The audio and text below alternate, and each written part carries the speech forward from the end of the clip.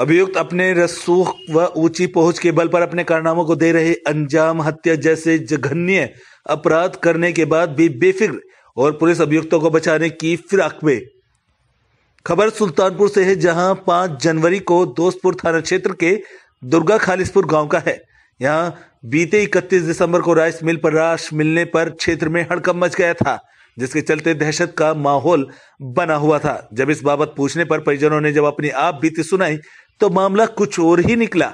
बताते चले कि दोस्तपुर थाना क्षेत्र के खालिसपुर गांव में रमेश वर्मा ने लीज की जमीन पर राइस मिल खोल रखा था और उसी से अपना और अपने परिवार का जीवन यापन करता था। लेकिन अभी कुछ महीनों से जमीन मालिक ने रमेश वर्मा को जमीन खाली करने की बात को लेकर काफी परेशान कर रखा था। लीज की निर्धारित समय पूरी होने के कारण रमेश वर्मा ने काफी मिन्नतें भी की, लेकिन इसी के बीच में मारपीट की नौबत भी आ गई। लेकिन विगत 31 दिसंबर को 2 लोगों ने रमेश वर्मा के लड़के राज वर्मा को मारकर राइस मिल में टांग दिया। लेकिन उनकी इस हरकत को घर के परिजनों ने देख लिया और हल्ला हो किया, लेकिन तब तक हत्यारोपी घटना को अंजाम देकर वहां से फरार हो गए। तो परिजनों ने इसकी सूचना जब पुलिस को दी तो पुलिस ने भी उनके प्रार्थना पत्र पर अभियोग दर्ज कर लेने की बात कही।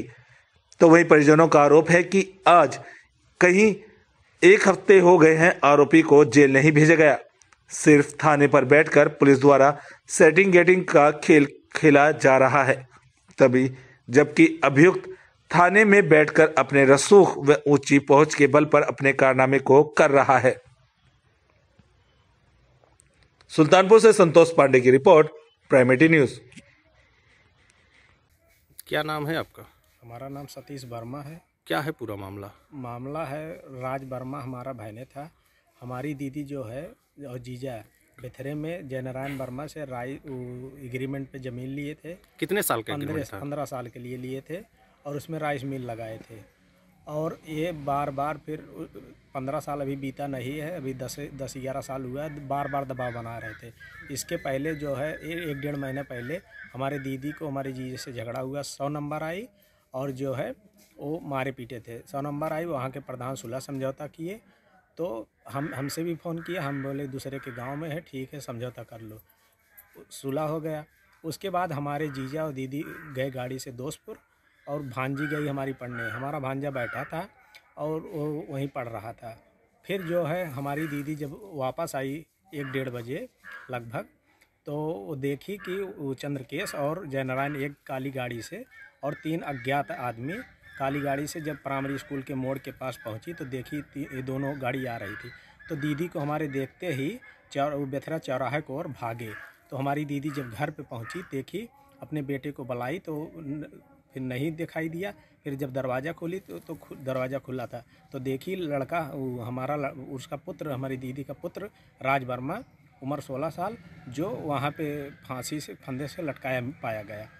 तो हमारी दीदी जो है अपने पति रमेश वर्मा को फ़ोन करके बताए। कौन मारा आपके भांजे को? वही चंद्रकेश और जयनारायण वर्मा। क्या पुलिस में आपने कभी एप्लीकेशन वगैरह दिया? तो हाँ जी, क्या नाम है आपका? संजू वर्मा। क्या है पूरा मामला? पूरा मामला ये है भैया कि हमारा घर खालिसपुर दुर्गा में है और हमारे हस्बैंड रमेश वर्मा, मैं उनकी पत्नी संजू वर्मा, मेरा पुत्र 16-17 वर्ष की था राज वर्मा, और हम लोग बेथरा ग्राम सभा में रहते थे। राइस मिल लगाए हुए थे। राइस मिल थी जयनारायण वर्मा के ज़मीन में जी। और वो लोग ज़मीन छोड़ने की बात कब से कर रहे थे, शुरू से।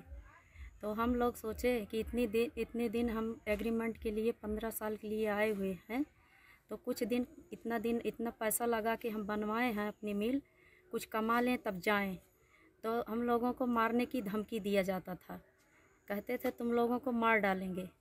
तो हम लोग सोचे कि ऐसा कुछ नहीं होगा, मुंह से भी झगड़ा करते थे। तो हम लोग सोचे कि आज तक बच्चों को लेके वहीं पड़े रहते थे, छोटे छोटे बच्चे थे, कभी कुछ नहीं हुआ ऐसा हमारे साथ। अब की 1-1.5 महीने पहले हमको मारे भी थे। हमने 100 नंबर बुलाया और उस गांव के प्रधान ने सुलह समझौता करवाया। समझौता करवाने के बाद हम लोग को चुप करवाया और हम लोगों को बराबर धमकी मिलती थी, लेकिन हम लोग कुछ नहीं बोले। फिर उसके बाद आज 3-4 महीने से वो बच्चा ननिहाल में था, मेरा लड़का राज।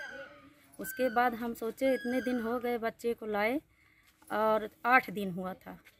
हमारे बच्चे के साथ ऐसी दुर्घटना थोड़ी होनी थी, हम नहीं जानते थे।